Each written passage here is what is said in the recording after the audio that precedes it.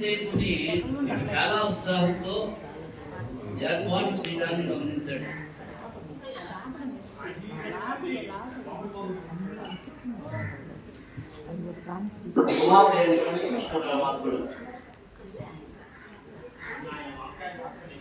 ఏదో సదరగా ఉంది.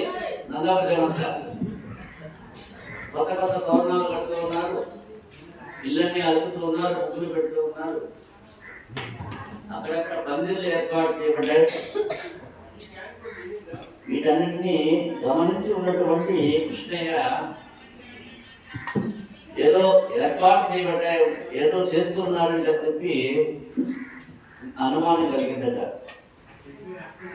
ప్రశ్నించాడు, నానా ఏమిటయా హడావుడి, నానా ఏం చేస్తున్నారు మీరని చెప్పాడు.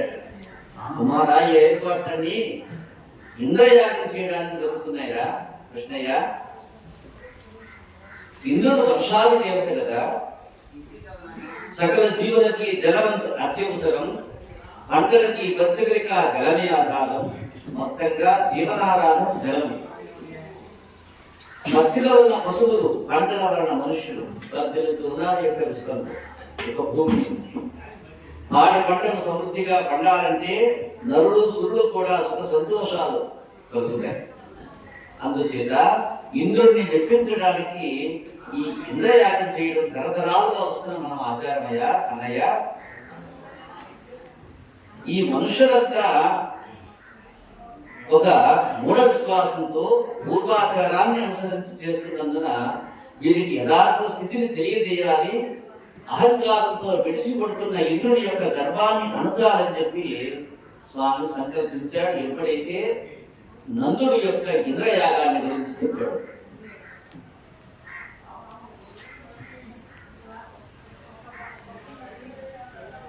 ఎప్పుడు ఇంద్రయాగం ఉన్నాడు, ఇది ఎక్కడ జరుగుతుంది? ఆ యొక్క నందవజంలో. దీనివల్ల ఫలమేం చెప్పాడు? వర్షాలు ఆయన వల్ల పడుతూ ఉన్నాయి కాబట్టి ఇంద్రుడిని పూజిస్తే మనకి క్షేమం కలుగుతుందని చెప్పి తన యొక్క వాస్తవికతను తెలియజేశాడు నందుడు.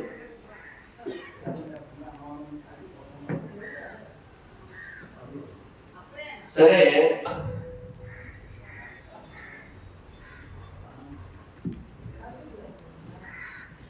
ఈ నందుడికి తోడు ఉపనందుడు ఉన్నాడు పక్కనే. వీళ్ళంతా పెద్ద పెద్ద వాళ్ళు కూర్చొని మాట్లాడుకునే సందర్భం అంటారు.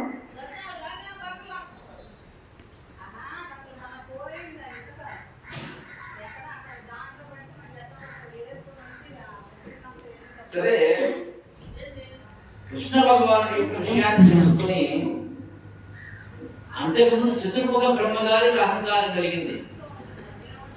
అప్పుడు అన్నిటా అంతటా తానే ఉన్నటువంటి కృష్ణ స్వరూపాన్ని, కృష్ణుడి యొక్క వైభవాన్ని చూయించాడు కృష్ణయ్య.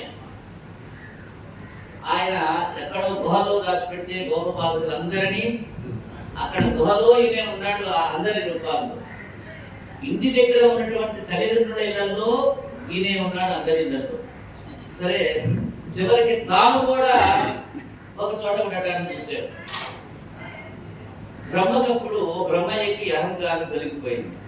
ఇప్పుడు ఇంద్రుడికి అహంకారం వచ్చింది. నా అంతటి వాడిని, నేను పరబ్రహ్మం ఏమిటి, నాకు అధికారం ఏమిటి, నేనే వర్షం కురిపించడానికి అధికారం అని చెప్పి ఒక అహంకృతి ఆయనలో పడుతుంది. పరమాత్మ అయినటువంటి కృష్ణుడు ఎలాగైనా ఇంద్రుడికి పాఠం చెప్పాలని చెప్పి అనుకున్నాడు. అందుకని ఒక లీల చేయబోతూ ఉన్నాడు. మాయ కమ్మిన చోట కృష్ణయ్య ఉంటాడు. అయితే ఆ మాయలో పడిపోయి మనం ఆయన్ని మర్చిపోతే దాని నుంచి తప్పించుకోలేదు. ఆయన్ని కాస్త ఇరుక పెట్టి ఆయన్ని స్మరించామా, ఆయన్ని గుర్తు పెట్టుకున్నామా, లీల ద్వారా మాయని తప్పిస్తాడు పరమాత్ముడు. ఇది కృష్ణయ్య తత్వం. అలాంటి లీలను చేయబోతూ ఉన్నాడు ఇప్పుడు కృష్ణయ్య. తండ్రి దగ్గరికి వెళ్ళాట. అక్కడ పెద్దలందరూ కూర్చొని సమాలోచన చేయడాన్ని గమనించాడు. నాన్న, పెద్ద అయిన వారికి అమెరికలో ఉండవు కదయా, వాళ్ళు ఏదైనా మంచి విషయం అప్పుడు అందరూ అది పెద్దలు చెప్పినా చిన్నవాళ్ళు చెప్పినా మంచిని గ్రహించాలి. ఎవరు మంచి మాటలు చెప్తారో వాళ్ళనల్లా మీరు లెక్కలోకి తీసుకోవాలి. ఏమిటా నువ్వు చెప్పేది చిన్న పిల్లవాడు ఎవరికి పో అని చెప్పి మంచి చెప్తే అనకూడదు. కాబట్టి నేను ఇప్పుడు ఒక మంచి మాట చెప్పడానికి వచ్చాను మీకు అన్నాడు అంటే ముందుగానే ఆ మాట అనుకుండా చేసుకున్నాడు కృష్ణయ్య.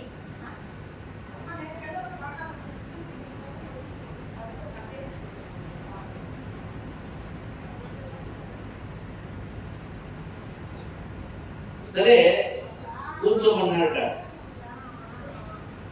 నీకు ఒక మాట చెప్పాలని వచ్చాను, నా మాట వినమన్నాడు. సరే వచ్చి కూర్చోరా నాయన అన్నాడు. ఓ నానా, మనం యజ్ఞం చేస్తే ఆ యజ్ఞం చేత ఆరాధింపబడిన దేవేంద్రుడు ప్రీతి చెంది వర్షాన్ని కురిపిస్తాడు. వర్షం కురిస్తే గడ్డి పెరుగుతుంది, గడ్డి పెరిగితే గడ్డిని మన పశువులు తింటాయి. బాగా గడ్డి తింటే ఎక్కువ పాలు ఇస్తాయి, ఎక్కువ పాలు ఇస్తే మనకి ఐశ్వర్యం వస్తుంది. దీనికి అంతటికీ మూలం ఇంద్రుడికి యజ్ఞం చేయడంలో ఉంది. ఆ యజ్ఞం చేత ప్రీతి చెంది ఇంద్రుడు వర్షం కురిపించాలి. అందుకని మేము ఇంద్రుడికి యజ్ఞం చేద్దాం అనుకుంటున్నామయ్యా. ఇది ప్రతి సంవత్సరం ఇలాంటి యజ్ఞాన్ని చేస్తూ ఉన్నాం, మన ఆచారంగా వస్తుంది. ఈ సంవత్సరం కూడా యజ్ఞం చేద్దామని చెప్పి అనుకున్నాం మళ్ళా అని చెప్పి కుమారుడికి వివరంగా చెప్పాడు నందుడు. సరే, అందుకోసమే ఈ సమయంలో తండ్రి దగ్గరికి వచ్చాడు.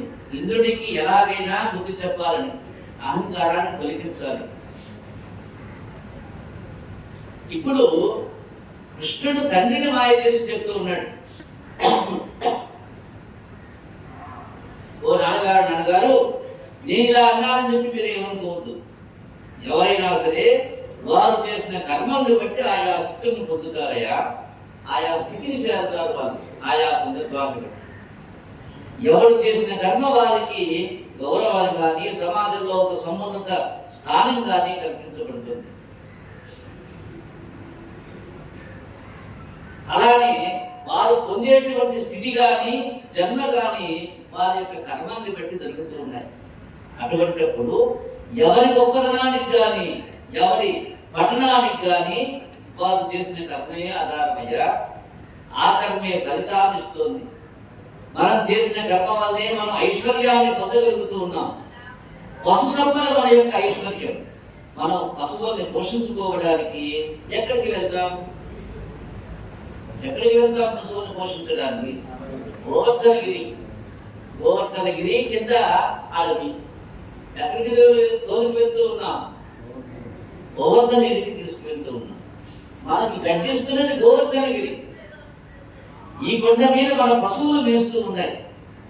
మన కంటికి కనపడి మనకి ప్రతిరోజు గడ్డిస్తున్నది ఎవరు? ఎదురుగా ఉన్నా అదిగో ఆ యొక్క గోవర్ధనగిరి. మీరేమో ఎవరికి చేస్తా ఉంటూ ఉన్నారు? యజ్ఞం కంటికి కనపడి ఇంద్రుడికి చేస్తా ఉంటూ ఉన్నారు.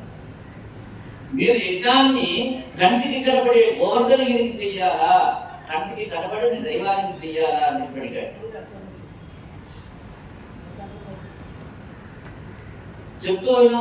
చెప్తున్నాను వినండి. ఓ అన్న, మనం యథార్థంగా అదిగో ఎదురుగా కనపడుతున్నదే నిత్యం మనం వెళ్ళి అక్కడ గడ్డి తీసుకుని వచ్చి మన యొక్క గోవులకి పెడుతూ ఉన్నామే. గోవుల ద్వారా పాలన పొందుతూ ఉన్నాం, దాని ద్వారా ఆదాయం పొందుతున్నాం. ఐశ్వర్యం ఈ విధంగా వచ్చిందయ్యా మనకి. కాబట్టి మనం ఇప్పుడు ఎవరికి చేయాలి యాగం? గోవర్ధనగిరికి చేయాలి యాగం. గోవర్ధనగిరిని పూజించాలి మనం అని చెప్పి కృష్ణయ్య వివరించి చెప్పాడు తండ్రి అయినటువంటి నందుని. విన్నాడు నందుడు కృష్ణయ్య మాటలు ఆశ్చర్యపోయినాడు. కుమారా, నువ్వు చెప్తున్నది నిజమేరా, కానీ ఏదైనా యాగం చేస్తే దానికి ఋషి ప్రోక్తమైన ఒక కల్పం ఉంటుంది కదా. కానీ నీవు గోవర్ధనగిరి యాగం అంటూ ఉన్నావు, దానికి పూజ ఎలా చేయాలో నీకు తెలుసు, నేను ఇప్పుడు వెళ్ళాలి అని చెప్పి అడిగాడు. దానికి ఇంద్రయాగానికి ఏమేమి సరుకులు తెచ్చారో ఆ సరుకులోనే ఆ యొక్క గోవర్ధనగిరి యాగం చేశారు. ఏ పదార్థాలు వండించారో వాటిని యొక్క యాగానికి కూడా వండిద్దాం. కానీ పూర్వం వీటన్నిటినీ పట్టుకెళ్ళి ఓం ఇంద్రాయ స్వాహ, సుచేతసాయ స్వాహ, వరుంధరాయ స్వాహ అంటూ వేశాం.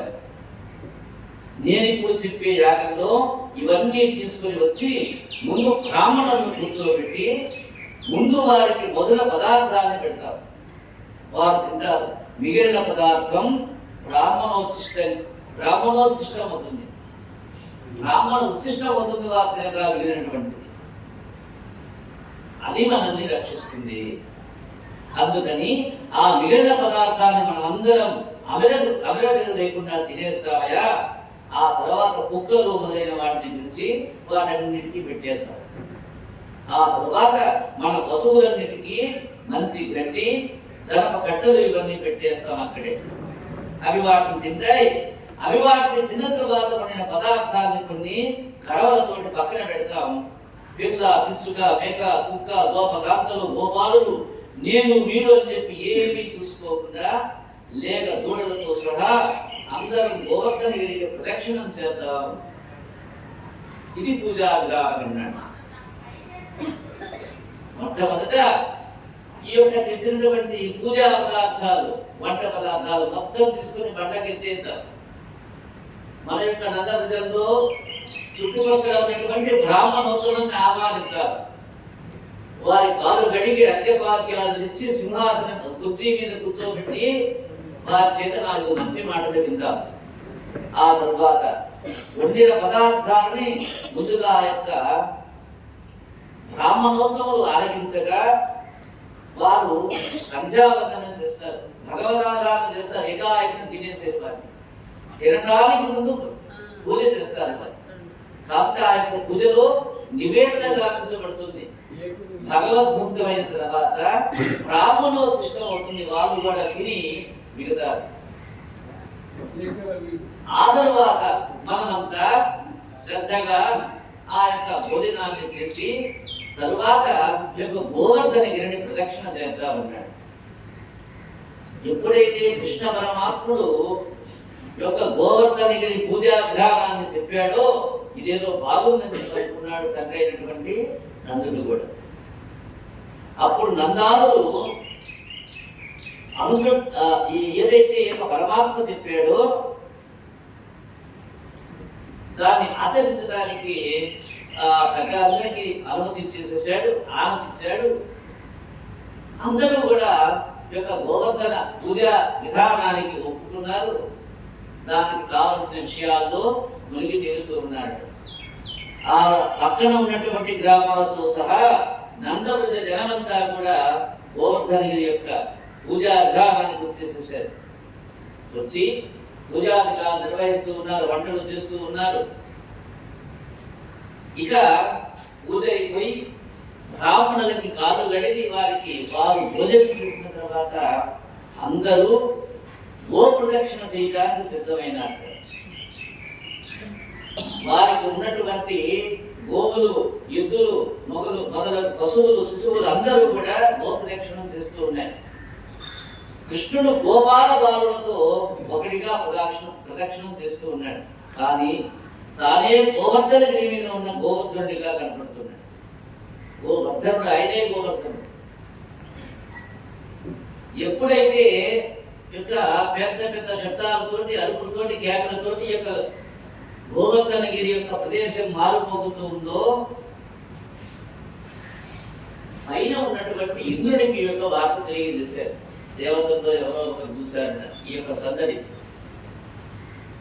ఈ యొక్క సంబరాన్ని చూసినటువంటి దేవతలకి ఈర్ష్య కలిగి వెంటనే ఇంద్రుడికి తెలియజేశారు విషయాన్ని. ఇంద్ర, ఓ రాజా, అదిగో ప్రతి సంవత్సరము మీకు జరగవలసినటువంటి ఆ యొక్క ఇంద్రయాగానికి బదులా ఎవరో కృష్ణుడట వాడెవడో చెప్తే నందుడు ఆ యొక్క కుమారుని మాట విని ఇంద్రయాగాన్ని వదిలేసి గోవర్ధన పూజ అనేటువంటి దాన్ని ప్రవేశపెట్టాడయా. దాన్ని చేస్తూ అందరు అక్కడ ఆ యొక్క గోవర్ధన గిరిని పూజిస్తూ ఉన్నారని చెప్పి వార్త తెలిసింది. సరే విన్నాడు ఆ యొక్క ఇంద్రుడు. ఎక్కడే కోపం వచ్చింది. నాకు యాగం చేయొద్దని చెప్పిన వాడెవడు అన్నాడు. గోపాల బాబు పెరుగు, నెయ్యి తాగి వీళ్ళకి కొవ్వు పెట్టిందిరా, నేను ఒకనాడు పర్వతాలకు ఉండే రెక్కల్ని నా యొక్క వజ్రాయుధంతో దగ్గర అటువంటి వజ్రాయుధాన్ని ఆయుధంగా కలిగిన వాటిని నేను. నన్ను పురంధరుడు అన్నారు. కృష్ణుడు చెప్పడం వల్ల వీళ్ళంతా చెడినట్టున్నారు. కృష్ణయ్య చెప్పడం, వాళ్ళు వినడం, ఆయన ఏవైనా విషయాలు దేవుడా వీళ్ళ సంగతి చూస్తాను చూడండి అని చెప్పి మేఘమండలం అంతటినీ పిలిచాడు.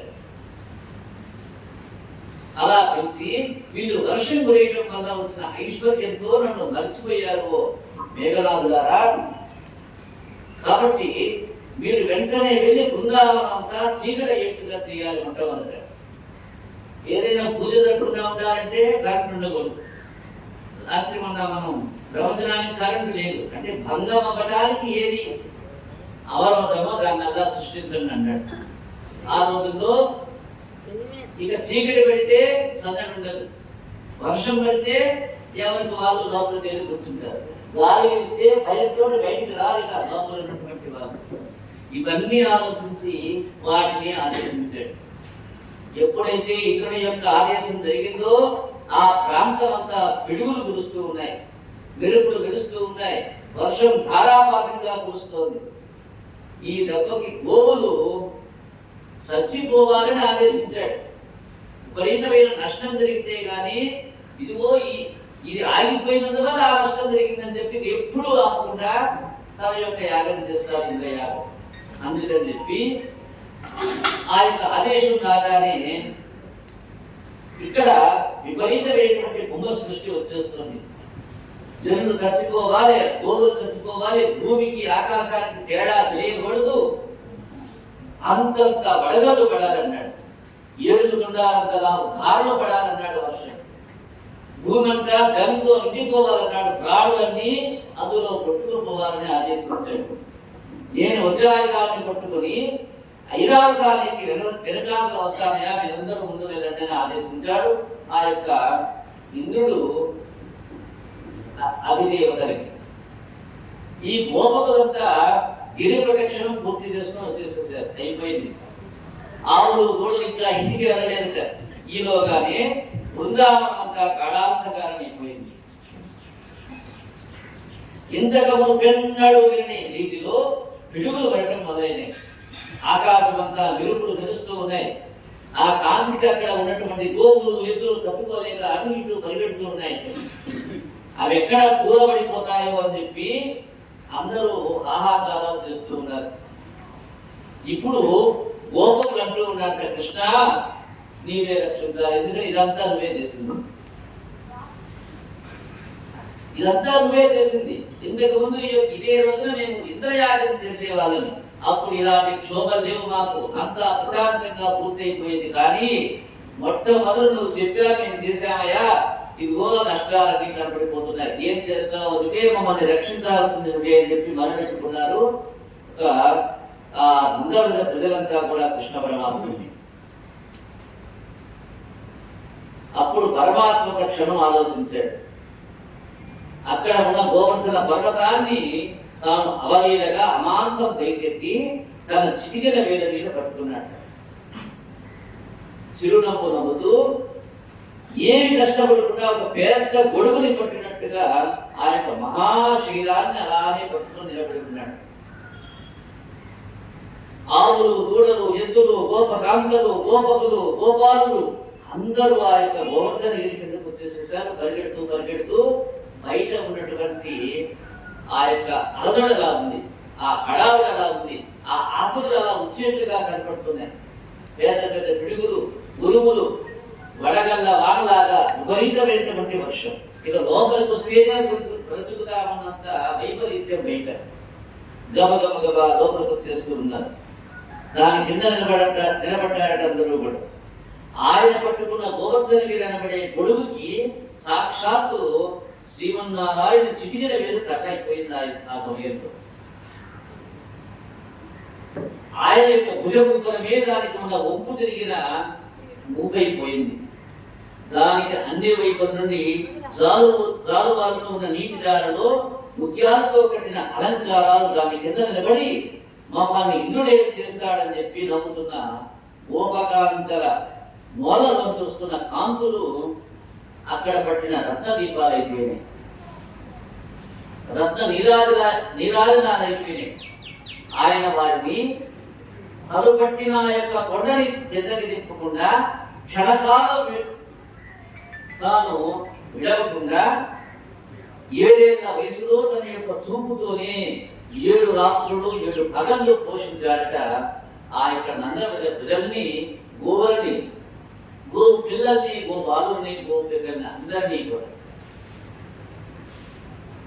7 రోజులు 7 రాత్రులు తన 7 ఏళ్ల వయసు ప్రాయంలో కేవలం చూపు ద్వారానే వాళ్ళ యొక్క అన్నాహారాదులన్నీ తీరిపోయినాయి.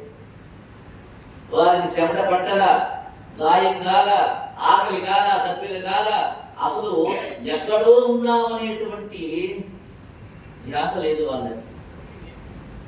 గోవర్ధన పర్వతాన్ని పట్టుకుని నిలబడితే కొంతమంది పర్వతం కిందకి రావడానికి భయపడ్డారట. ఈ పిల్లవాడు దీన్ని లేపడం ఏంటి, లేపాడు పో, దాని అలా ఎంతసేపు పట్టుకోగలడని చెప్పి. బారుండీత డుకొండ దొడ్డది మహాభారము సైరింపగా చాలడో ఎది దీని క్రింద నిలువను శంకింపబోలా. అనుమానపడ్డారు, పిల్లవాడేంటి, దీన్ని ఎత్తటమేమిటి, ఎత్తాడు పో, దీన్ని ఎంతసేపు అలా పట్టుకుని ఉంటాడండి. దీని క్రింద నిలువను శంకింపగా పోలా, అలా దాని కిందకి రావడానికి అందరూ భయపడిపోయారట. ఈ శీలాంభోని జంతు సంయుధ ధర అచక్రం ఉపయపడ్డ నాకేలల్లాడదు బంధులార నిరుడి క్రింద వయోదంబునన్ అన్నారు.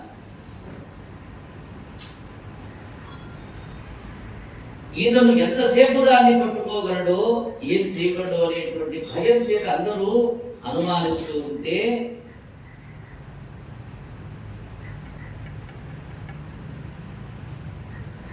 మిగతా వాళ్ళు మీకేం ఇబ్బంది లేదయ్యా, రాండయ్యా, ఆయన లీలలు మేము ఇంతకుముందు చాలా చూసాం, ఎంతో మంది రాక్షసుల్ని సంహరిస్తుంటే మాకు అల్లాగా వీక్షించాం, ఆయనకు అన్నీ తెలుసు, మీరు నమ్మండి అని చెప్పి కొంతమంది కేకలిస్తూ ఉన్నారు. ఈ విధంగా ఆ యొక్క పర్వత ప్రాంతం అంతా కూడా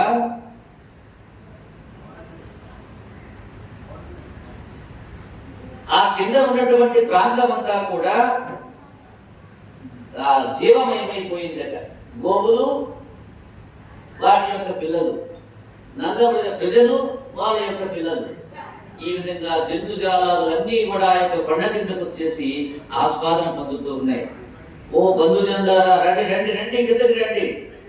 ఇతను చూస్తుంటే చిన్న పిల్లాడని చెప్పి మీరు అనుకుంటూ ఉన్నారేమో, ఇంత పెద్ద కొండనే ఆయనలా మోస్తాడని చెప్పి భయపడుతూ ఉన్నారేమో, ఆయన మహాభారాన్ని భరించగలడయా, ఇదే లెక్క అని చెప్పి అంటూ ఉన్నారు.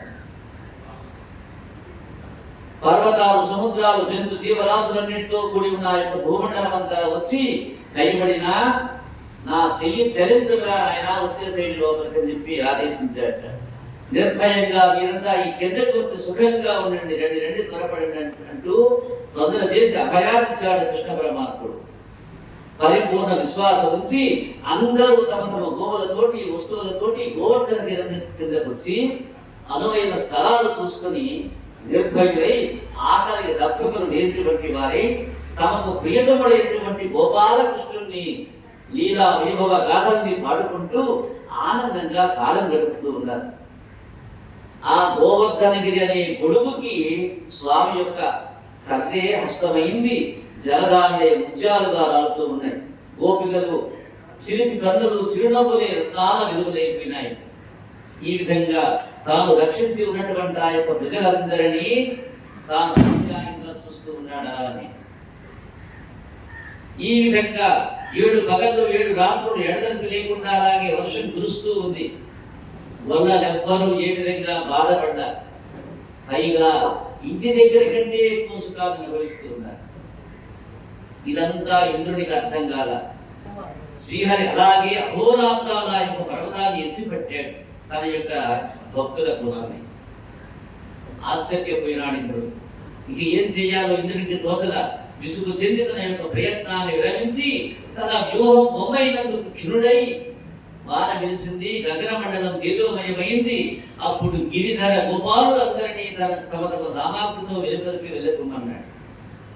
కొండను యథాస్థానంలో ఉంచి ఏమీ జరగనట్లు, ఏమీ తెలియని అమాయకుడిలాగా నిలబడి ఉన్నాడు.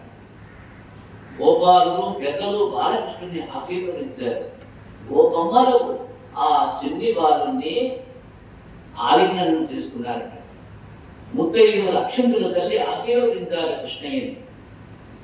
దేవతలు పుష్పవృష్టి కురిపించారు, గంధర్వులు గానం చేశారు, శంఖానాదాలు జరిపారు. అందరూ గోవర్ధనగిరి వద్ద నుండి తల్లి వాళ్ళ యొక్క గ్రామానికి చేరుకున్నారు. గోపకులంతా కృష్ణుని అద్భుత చర్యల్ని, లీలా విలాస గాథల్ని స్మరించుకుంటూ నందునితో అన్నాడు ఈ విధంగా: కన్నులు తెరవని చిన్న పాపడై తాను వితడుబాలు త్రావి చంపే. రాక్షసుని కళ్ళు తెరవని చిన్న పిల్లవాడిగా ఉన్నప్పుడే దాని పాలు దాన్నే చంపేశాడు. 3వ నెల నాడు ముద్దు లబాలుడై ఓపించి శకటం పూలదన్నే. 3వ నెలలోనే ముద్దుల బాలుడుగా ఉన్నటువంటి సమయంలో ఒక్క తన్నుదన్ని ఆ యొక్క శకటాసురుడు అనేటువంటి రాక్షసుని చంపేశాడు. 7 కుర్రడై జగసి తృణావత్తు మెడ పట్టుకొని కూర్చి మృతుని చేసే. ఒకే ఏడాది తృణావతుడు అనేటువంటి రాక్షసుని మెడ పట్టుకొని కూర్చి వాడిని చంపేసేసేసాడు. తల్లి వెన్నెలకునైతలోన కట్టిన కవరుడై ముద్దల కూర్చలేడు. అమ్మేం చేసింది పాపం, వీడి బాధలు పడలేక ఎలాగైనా కాస్త విశ్రాంతి తీసుకుందామన్నట్లు రోలుకి కట్టేసింది. పాపం ఆ యొక్క రోలు ఉండేటువంటి వారిని సంహరించేసేసాడు. వసులగ్నేపులుగా బహుని తీరే. పశువులతోకి వెళ్ళి బకాసురుడిని సంహరించాడు. ఎరగతో వత్స దైత్యుని వేసి చంపే. వత్సరుడు అనేటువంటి వారిని సంహరించాడు. సబరుడై ఖర దైత్యుని సంహరించే. ఖరాసురుడు అనేటువంటి వారిని సంహరించాడు. ఇతడు కేవల మనుషుడే ఎంచి చూడా. అసలు ఈయన చూస్తే మనిషేనా, జాగ్రత్తగా చూడండి ఈయనంట. ఇంతేకాదు, బలరాముని చేత బ్రహ్మాసురుని చంపించాడు. దారుణమైన దావాగ్ని ఇందికి వేశాడు. భయంకర విషసర్పమైన కాలుయుని అనగదొట్టాడు. వారిని కాలింది మడుగు నుండి సముద్రానికి తరిమి వేశాడు. 7 ఏళ్ల బాలుడు ఎక్కడ, మనందరం చూస్తుండగానే పర్వతాన్ని ఒక చేతితో ఎత్తి పట్టుకొని 7 అహోరాత్రులు నిలిపి ఉంచడం ఎక్కడ? ఆశ్చర్యం కదట్రా. ఓ నందరాజా, నీ కొడుకు మానవ మాత్రుడు కాదు సుమా అని వాళ్ళందరూ ఆ యొక్క నందుడికి చిన్ని కృష్ణుని యొక్క లీలల్ని వివరించి చెప్తూ ఉన్నారు, గుర్తు చేస్తూ ఉంటారు. పూర్వం తనకు గర్గమహాముని చెప్పిన రహస్యాన్ని గుర్తుకు తెచ్చుకొని నందుడు కాస్త ఆలోచనలో పడిపోయినాడు. నిజమే, ఈ కృష్ణుడు సామాన్య బాలుడు కాదు, నారాయణ అంశతో జన్మించేవాడని చెప్పి నేను విన్నాను అనగానే అందరూ ఆశ్చర్యపోయారు. అప్పుడు అర్థమైంది, యొక్క జనులకి ఆ యొక్క లీలను చూయించేటువంటి చిన్ని బాలుడు యొక్క విశ్వాన్నంతటిని విస్మరించగల నాదుడు అనేటువంటి విషయాన్ని ఆశ్చర్యపోయారు జనులంతా. గోవర్ధనగిరిని 7 రోజులు ఒక చేతితో కదలకుండా ఎత్తి పట్టుకునగలిగిన వాడు సామాన్యమైన బాలుడు కాదని, స్వయంగా భగవానుడే అని అతడు ఈ విధంగా తనకు బుద్ధి చెప్పాడని చెప్పి ఇంద్రుడు గ్రహించాడు. సిగ్గుపడి అహంకారాన్ని విడిచి కామధేనును తీసుకొని కృష్ణ పరమాత్మని సందర్శించి పాదాలకు నమస్కరించి స్తుతిస్తూ ఉన్నాడు. ఓ పరమ పురుష, జగత్కామ, జగదోద్ధారక కృష్ణ పరమాత్మ, నీవు జగత్పతివయ్యా, ఇంత జగత్తుకే తండ్రివి, గురులకు తండ్రివి, పాలించే ప్రభువుకి కూడా నీవే. అహంకారంతో ప్రవర్తించే నావంటి మూర్ఖుల్ని శిక్షించే ఈశ్వరుడివి కూడా నీవే. వాసుదేవ కృష్ణ వరద స్వతంత్ర విజ్ఞానమయ మహాత్మ సర్వపుణ్య పురుష నిఖిల బీజ భూతాత్మక బ్రహ్మ, నీకు వందనము నిష్కలంగా. ఓ సర్వేశ్వర, నీ సామర్థ్యం తెలుసుకోలేక తీరణ ప్రచారం చేశాను. నన్ను క్షమించి కరుణ చూపవయ్యా, నిన్ను బ్రహ్మాదులే ఎరగలేదు కదా, నేనంతటి వారిని ప్రభు అని చెప్పి ఇంకా అనేక విధాలుగా స్తుతిస్తూ ఉంటే వాసుదేవుడు అంటూ ఉన్నాడు ఈ విధంగా, దేవేంద్ర నీలో అధికార ఐశ్వర్య గర్వ అహంకారాలు పెరిగిపోయి ఉన్నాయి, అందుచేత వాటిని తొలగించాలని ఈ యొక్క ఇంద్రయాగాన్ని నిలుపు చేశాను. ఇంద్ర, సంపద చేత మరించిన వారు సర్వేశ్వరుని మర్చిపోతూ ఉంటారు, అందుచేత నీవెవ్వరిని అనుగ్రహించదలుస్తానో వారిని దీనహీనులుగా చేస్తారు. కొంతమంది అంటారు ఈయన్ని కొలిస్తే ఏమి రాబులు దరిద్రుని చేస్తారని అంటాడు, ఇంకొక ఆయన్ని పట్టుకుంటే అన్ని అడిగిందల్లా ఇస్తాడని చెప్పి ఎక్కడెక్కడో తిరుగుతూ ఉంటారు. ఇది మాయరా, మాయ మాయ మాయ మాయ కలియుగం ఇదన్నాడు. కలిమాయ చేత పరమ పురుషుణ్ణి వదిలేస్తాడు, కలిమాయ చేత అడగవలసిన వారిని వదిలేస్తాడు, కలిమాయ చేత వినదగిన విషయాన్ని వదిలేస్తాడు, కలిమాయ చేత చూడకూడదని చూపిస్తాడు, చూడవలసింది చూడలేదు. ఎవరిని తను అనుగ్రహించదలిచాడో వారిని ధనహీనులుగా చేస్తాడని పరమాత్మ స్పష్టంగా చెప్తూ ఉన్నాడు. ఇప్పుడు ఇంద్రుడితో ఇప్పుడు ఏమైనాడు ఇంద్రుడు, ధర్మం అరిగిపోయింది, స్వర్గంలో నుంచి దివి నుంచి భూమికొచ్చి పరమాత్మని ఆశ్రయించాడు. ఇంద్రాధిపత్యం వలన గర్వించగయావో ఇంద్ర, నీ విధుల్ని సక్రమంగా నిర్వర్తించమని చెప్పాడు. ఇంతకు ముందు బ్రహ్మగా చెప్పాడు, రే బ్రహ్మ, నీవు ఎవరు ఏది అడిగితే అనిస్తూ ఉన్నావు, కాస్త ఆలోచించి వాళ్ళని అనుగ్రహించాడు. నీవిచ్చేటప్పుడు ఇహ బలాన్ని తెలుసుకోమన్నాడు, దానివల్ల నష్ట కష్టాన్ని విచారించి వాళ్ళకి వరాన్ని ఇమ్మని చెప్పాడు. ఇప్పుడు ఇంద్రుడు చెప్తూ ఉన్నాడు, విశ్వేశ విశ్వభావన విశ్వాత్మతి యోగి వంద్య విను నీ చేతం శాశ్వతమైతే ఇప్పుడు శాశ్వతముగా గంటిమదిగా సౌఖ్యం పోహాలి. దేవా, నీవు మాకు పరమదైవామి, మా గోజాతని పూజలు చేయించి మాకు శాశ్వతమైన కీర్తిని ఇస్తానని వచ్చారా ఎవరంటూ ఉన్నారు. వస్తూనే ఎవరిని తీసుకొచ్చాడు, కామదేవుని తీసుకొచ్చాడు. ఇప్పుడు అంటూ ఉన్నది, నీవు మాకు పరమదైవామి, మాకు పూజలు చేయించి మాకు శాశ్వతమైన కీర్తి స్థానాన్ని ఇచ్చావయ్యా, నీవే మాకు ప్రభుడు.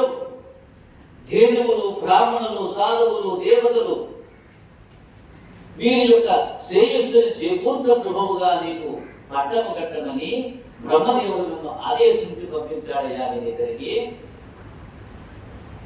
ఎవరెవరంటారు, నీవే మాకు ప్రభుడివి, ధేనువులు, బ్రాహ్మణులు, సాధువులు, దేవతలు వీరి యొక్క శ్రేయస్సుని చేకూర్చేటువంటి ప్రభువుగా నిన్ను కట్టమన్నాడు.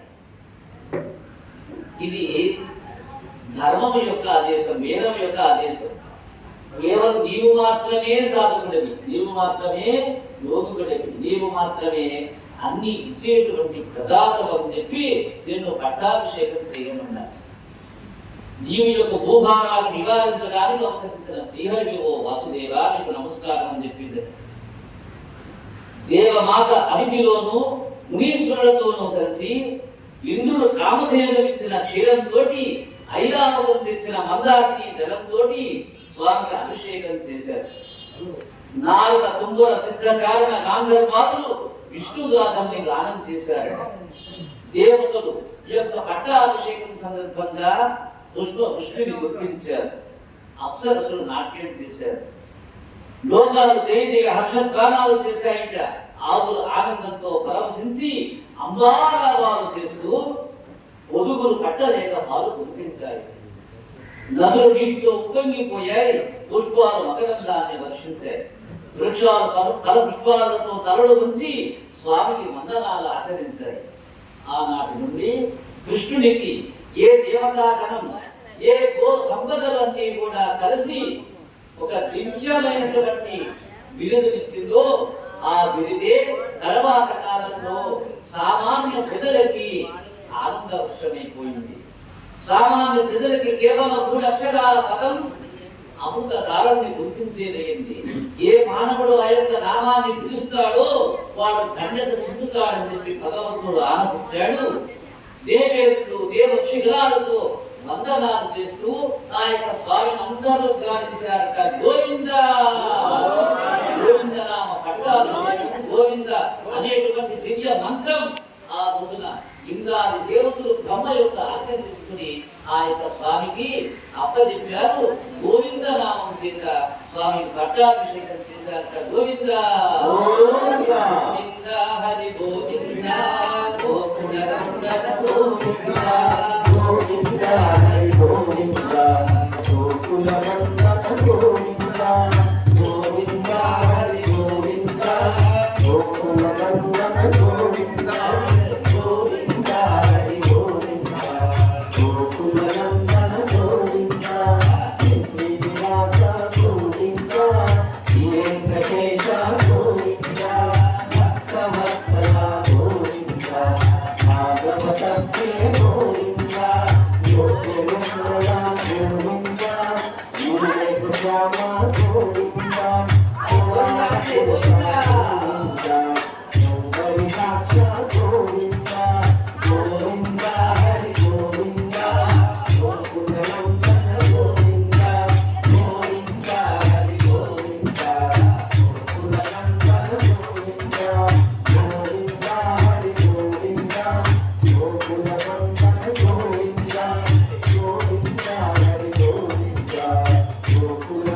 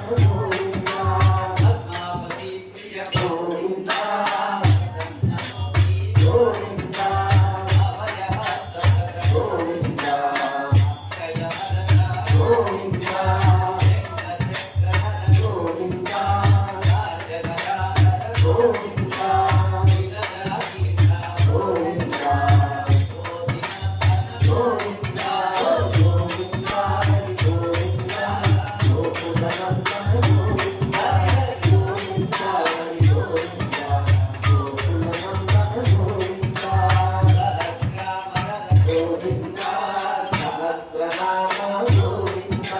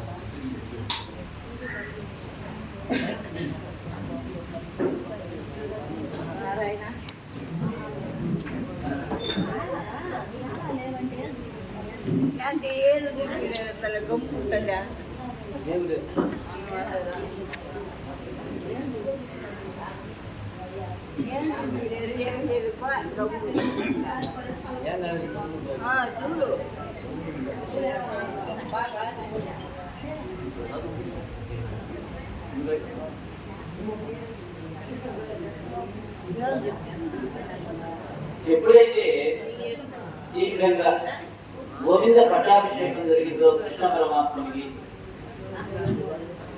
స్వయంగా పరబ్రహ్మ ఆదేశం మీదుగా ఇంద్రాది దేవతలు భూమాత జగత్తులో ఉన్నటువంటి సర్వ జీవరాశి అంతా కూడా ఆ యొక్క నందవృజంలోని గోవర్ధన గిరి దగ్గరికి వచ్చి పరమాత్ముడైనటువంటి కృష్ణుని గుర్తించి మరి అత్యంత శక్తివంతమైన నామమైన గోవింద నామాన్ని పట్టాభిషేకం చేశారు. అక్కడ ఉన్నటువంటి గోపబాలులంతా సంతోషంతో గంతులు వేశారు. గోవింద గోవింద నడుస్తుంది. ఇలా కూర్చొని లేరు, వాళ్ళు లేచి నాట్యం ఆడారు. వరుణుడు కృష్ణుడిపై చూపినటువంటి భక్తి శ్రద్ధలను నందుడు ప్రత్యక్షంగా చూశాడు. ఇంద్రాది దేవతలు సహా వచ్చి గోమాతతో సహా అక్కడ తన యొక్క కుమారుడైనటువంటి ఒరే ఒరే ఒరే కృష్ణ కృష్ణ ఆగరా ఆగరా ఆగరా అంటూ తను ఏకరకాలుగా చిన్నతనంగా చూసినటువంటి తన యొక్క కుమారుని యొక్క విశేషత్వాన్ని కని విని నందుడు సంభ్రమాచార్యాలకు గురై తన చిన్నారి కృష్ణుడు స్వయంగా భగవానుడే అని చెప్పి ఒకసారి జ్ఞప్తి చేసుకున్నాడు. ఆ విషయాన్ని కొందరు బాలకులు చెప్పారు. భగవంతుడు తమ వచ్చ అతి సామాన్యంగా పెరుగుతున్నాడు కదా అని చెప్పి నిజ రూపము నిజ ధామము ఎలా ఉంటాయో అనే ఊహ వారిలో తెలిసింది. అది తెలుసుకొని వారి యొక్క మనోరాధాన్ని ఈడేర్చ సంకల్పించాడు భగవంతుడు.